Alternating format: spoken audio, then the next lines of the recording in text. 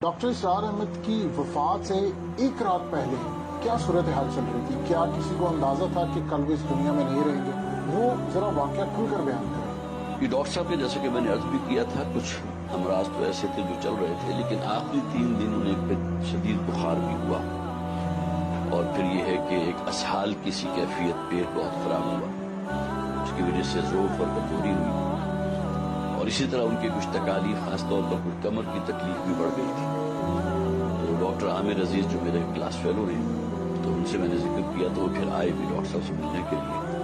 اب ملاقات کے بعد انہوں نے پھر اگرچہ ان کے انتقال کے بعد مجھے کہا، یہ نہیں کہ اسی دن کہہ دیا ہو، لیکن بعد میں کہا تھا کہ اس دن جو میں ڈاکٹر سے ملا تھا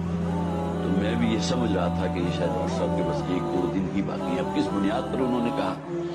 میں چونکہ اس موقع پر موجود نہیں تھا، لہٰذا کوئی باتیں شاید ڈاکٹر صاحب نے ایسی کی ہوں کہ جس سے ڈاکٹر عامر عزیز نے یہ اندازہ لگایا ہو کہ شاید یہ آخری ایام جو ہیں، جسے کاؤنٹ ڈاؤن کہتے ہیں، وہ شاید شروع ہو چکا ہے۔ لیکن یہ بہرحال آخری 3 دن جو ہے ان کے کچھ بیماری میں گزرے تھے، اور اس میں کچھ کیفیت بھی ان کی بے چینی کی رہی تھی،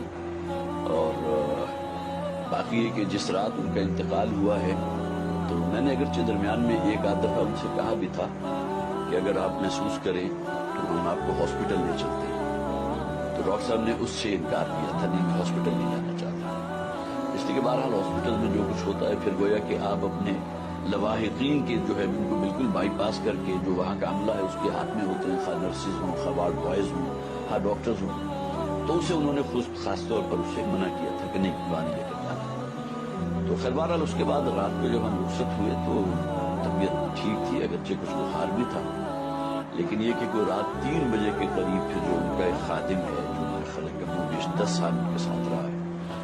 اور وہ ڈاکٹر صاحب کے ساتھ ہی اسی کمرے میں وہ جو چھوٹا صوفہ کم بیڈ ہے اس کو فولڈ کر کے تو زمین پر وہ بچھا کے میٹرس وہاں سویا کرتا تھا۔ تو اس نے کوئی 3 بجے کے قریب مجھے فون کیا کہ ذرا آئیے ڈاکٹر صاحب، مجھے ٹھیک نہیں لگ رہی طبیعت۔ اب جب میں گیا تو کوئی کسی قسم کا وہ شور ہنگامہ بالکل نہیں تھا، تو میں نے کہا تمہیں کیسے پتہ چلا؟ تو ڈاکٹر صاحب تو شاید ابھی سو رہے ہیں، اس لیے کہ میں ابھی کچھ فاصلے پر تھا۔ تو اس نے کہا کہ ڈاکٹر صاحب کی کوئی خراٹوں کی جو آواز ہوتی ہے وہ کم سے کم 10-15 منٹ سے میں دیکھ رہا ہوں کہ وہ میں نہیں سن رہا۔ تو اس وقت پھر میں ذرا تھوڑا سا چوکنا ہوا کہ کیا معاملہ ہے۔ تو میں چونکہ میڈیکل ڈاکٹر بھی ہوں تو میں نے پھر جب آگے بڑھ کر دیکھا تو محسوس ہوا کہ وہ جو بھی علامات ہوتی ہیں کسی شخص کے زندہ ہونے کی وہ موجود نہیں تھی۔ آنکھوں کی پتلی جو ہے وہ ریئیکٹ نہیں کر رہی تھی، اسی طرح بی پی جو تھا وہ نہیں تھا۔ تو معلوم ہوتا ہے کہ اسی عالم نوم میں جو سوئی ہوئی حالت ہی میں اللہ تعالیٰ نے